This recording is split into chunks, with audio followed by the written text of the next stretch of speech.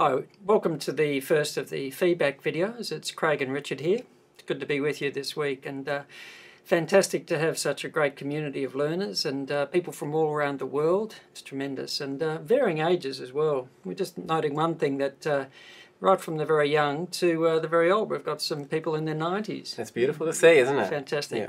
And just to just bear in mind as well, although we talk about study and work very often, you know, work doesn't necessarily mean paid work. So whatever we do in our life, the things we do at home, we don't have to be in paid employment. So it doesn't matter what age we are. Hopefully we can find mindfulness is relevant for us. In every situation. That's right. Yeah. And welcome back as well to our repeat learners who are doing the course and have done it previously. And just another perhaps thing to mention as well at the outset, but this course has been tremendously helpful for people in terms of stress and well-being. But of course, you know, just to always put a rider on it that this course is not designed to be therapeutic for people who've got any significant sort of mental health issues, to make sure you're getting the appropriate support and from, you know, trained healthcare professionals. So, but anyway, it's fantastic to see so many people already diving into the program. That's great.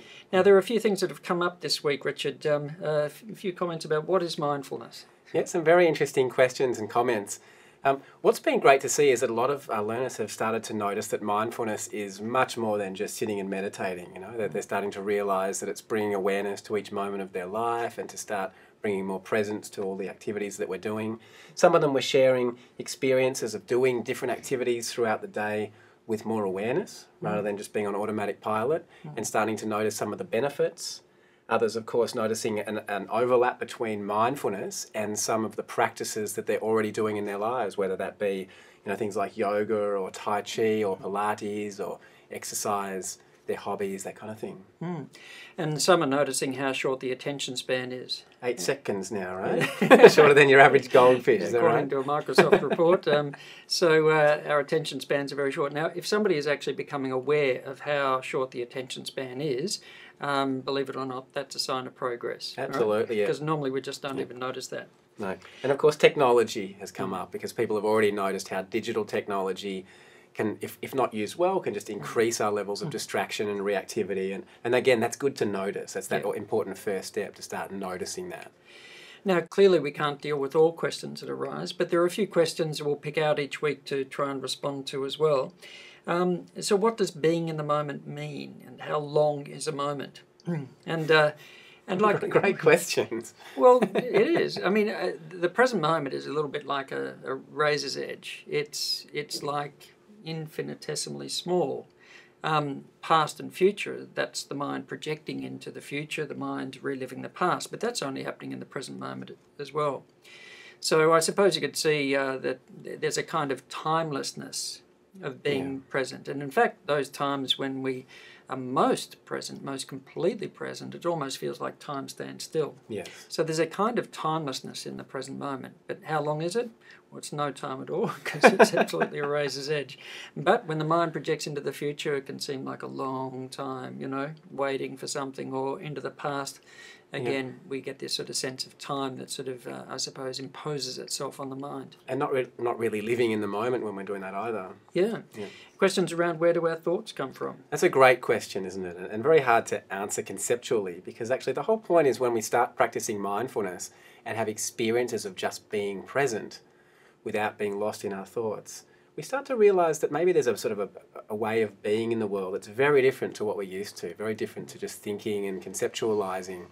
And so I don't know that we can really answer that effectively, but it's an excellent inquiry, and so we'd certainly encourage everybody to really explore that. But one of the things that people have noticed as well is that there's a space between the thoughts. There's a kind of awareness, like ourselves as that simple awareness that's there before a thought comes in, is there when a thought's there. It's always there, isn't it? And after the thought goes. And that sort of implies really that if the thoughts are coming and going, but this awareness is not, then perhaps we're the awareness. And not the thoughts. Not the thoughts that we're aware of. And so in the sort of the stillness between thoughts, no matter how brief that is, that's very often where we find a sort of a greater sense of connectedness and presence. Yes. And I've certainly found it useful to meditate or inquire into that experientially rather than think about it too much, because Yes. of course the thinking then takes you back into the thoughts, right? That's right. Yeah. Your questions around wisdom traditions, and of course all the world's great wisdom traditions, but about Indigenous wisdom traditions as well, Australian and other Indigenous cultures. And it's hard to say, there's not always a recorded history of meditation in the way that we would understand it, but one would have to say that there's a tremendous sense of presence and connectedness with environments, with each other, with a sense of community and place. And that's got to be mindfulness. Of course, that's, I think you're right, that sense of community and also the listening that comes from being so in tune with the natural environment and with the seasons. So, that's right. Yeah. Some interesting comments on default mode.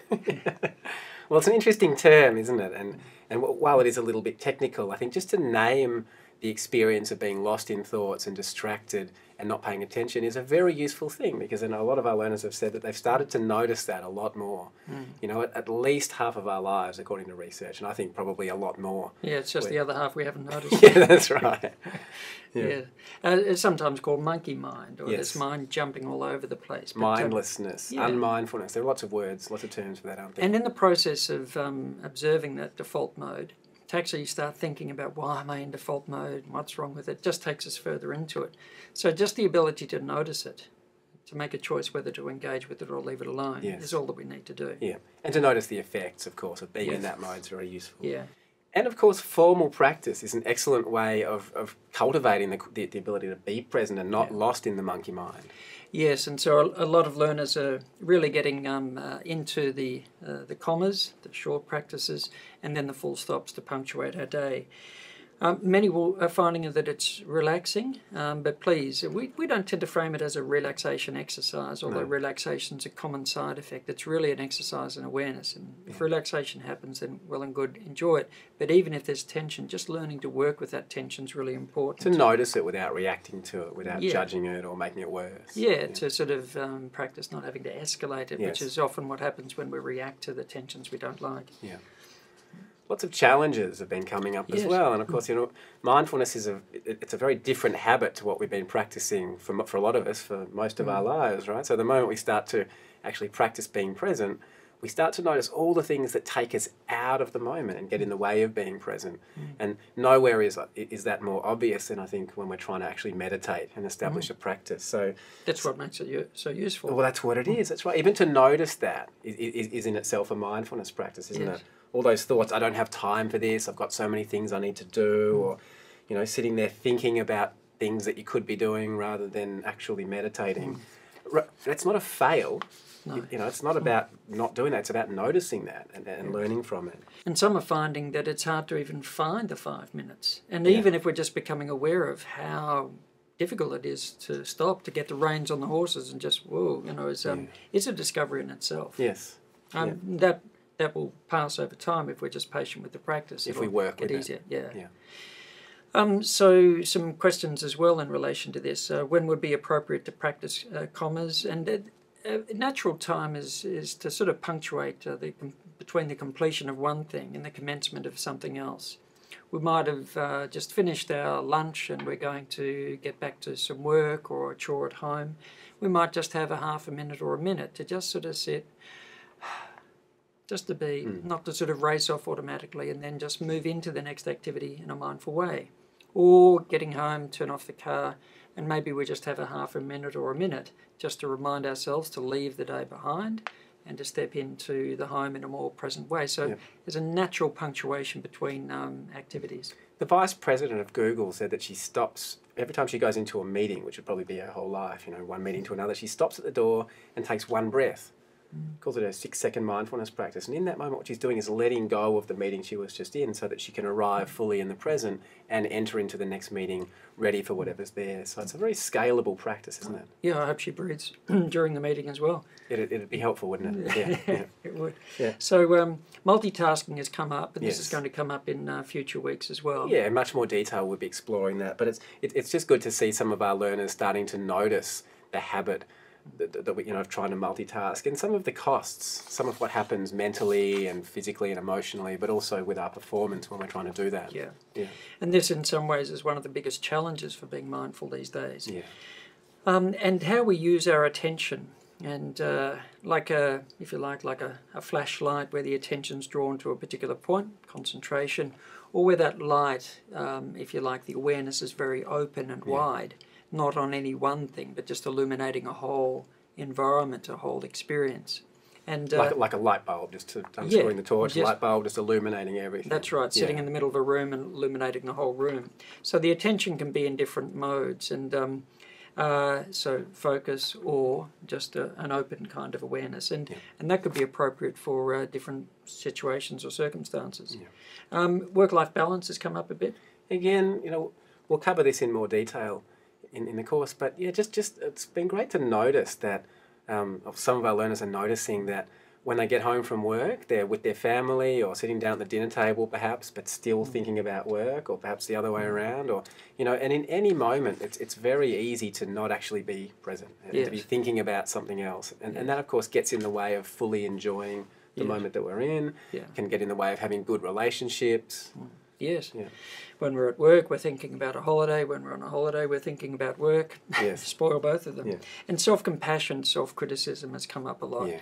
And this will be another important topic we'll go into in more depth. But this is something that to learn to be kind and gentle to ourselves is very consistent with mindfulness, not self-criticism. It's not like we get to week 4 and we say, now this week we're going to practice self-criticism. No, it's a very important part of mindfulness and something that we'll be practicing as we go through the course. Any comments about the readings as well? There are. Yeah, look, a few learners made some comments about the jargon, about the terms that we use, and I mean we try to minimise that as much as possible. But it is important to name things like default mode and talk about the prefrontal cortex and hippocampus and these brain areas. So we try to do that as little as possible. There is a glossary of terms at step 1.4. So if you if that might be helpful, that could be good.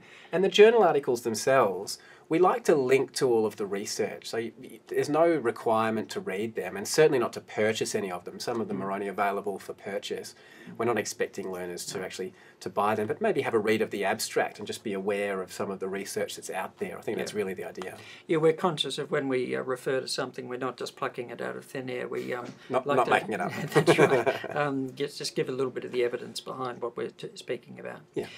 So just in closing for this week, so we're going to be looking at mindful stress reduction next week, a very important application of mindfulness. We would suggest too that you proceed, gently. This is an ongoing sort of process, and if you can, stay in step by step with the course. We can race on ahead and go through everything in a week or two if we want to, but it'll be a much deeper learning experience if we take our time and savour it and stay in step with the other group. This is perhaps unlike some other, online courses where the point is not just to get all the information and get through it, but it's actually to start applying it and practicing it and exploring it in our own lives. So maybe think about it a little bit differently. And also to follow the mentors, so Sherelle and Adrian, because they'll be helping to support everybody on their discussion boards, and thank you to them for providing the weekly summaries of the main points. And please be patient, apply, question, experiment, reflect, and enjoy. That's right. We'll look forward to being with you next week.